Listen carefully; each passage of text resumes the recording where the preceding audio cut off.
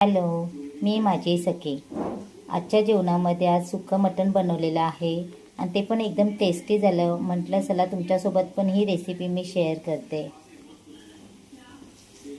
चला तर मग सुक्कं मटण बनवण्यासाठी मी काय केलेलं आहे, सुरुवातीला हे मटण जवळ पाव किलो आहे ते मी कुकरला लावून 7 ते 8 शिट्या करून घेतलेल्या आहेत. त्यासोबत मी कांदा चिरून घेतलेला आहे, टोमॅटो चिरून घेतलेला आहे. हे घरातले रेग्युलर मसाले वापरलेले आहेत. इथे मी मटन मसाला घेतला आहे, हळद घेतले आहे, गरम मसाला, सिक्रेट काळा मसाला, बेडगी मसाला आणि बिर्याणी मसाला आणि हे रेग्युलर वाटण घेतलेलं आहे. पण कढई गॅसवर तापत ठेवलेली आहे आणि त्याच्यामध्ये तेल पण तापत ठेवलेलं आहे. आता तेलामध्ये आपण सुरुवातीला कांदा टाकून घेऊया. कांदा छान परतून घ्यायचा तेलामध्ये.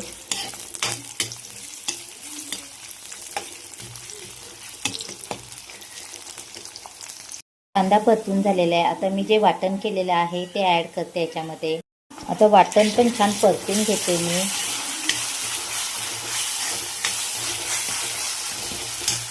वाटण पण छान तेलात परतलं गेलं. आता मी टोमॅटो टाकून घेते. टोमॅटो, वाटण, कांदा हे छान मी आता परतून घेते. टोमॅटो पूर्ण सॉफ्ट करून घेणार आहे मी.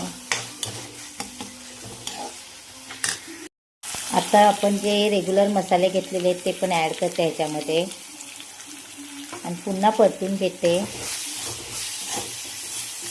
आता हे आपण काय करायचं आहे, तेल सुटेपर्यंत परतायचं. मसाले परतता परतता आपण काय करायचं, मटणचं जे सूप निघालं ना ते थोडंसं ॲड करायचं आणि पुन्हा सगळे मसाले हे परतून घ्यायचे.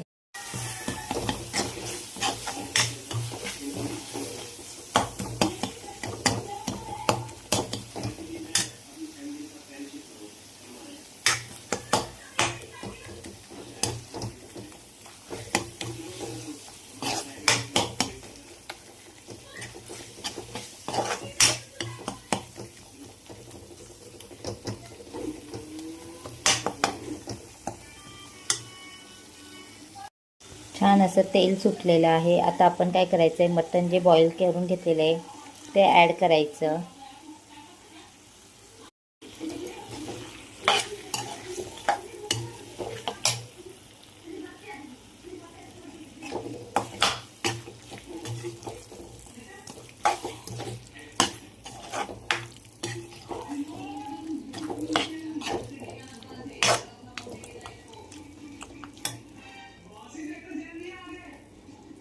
टाकूया टेस्टनुसार.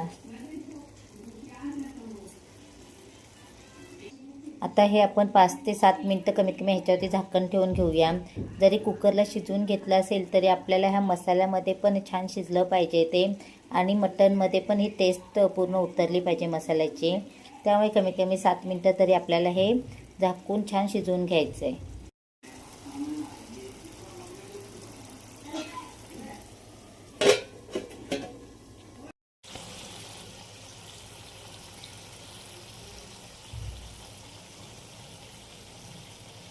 मटण होतंय तोपर्यंत मी एक साईडला मटणचा रस्सा बनवायला घेतलेला आहे. झालेलं आहे आपलं. आता आपण एका प्लेटमध्ये काढून घेऊया.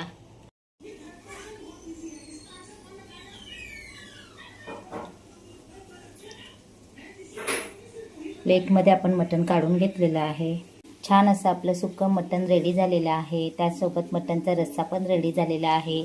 आजची रेसिपी तुम्हाला आवडली असेल तर लाईक, शेअर आणि सबस्क्राईब करायला विसरू नका. थँक्यू.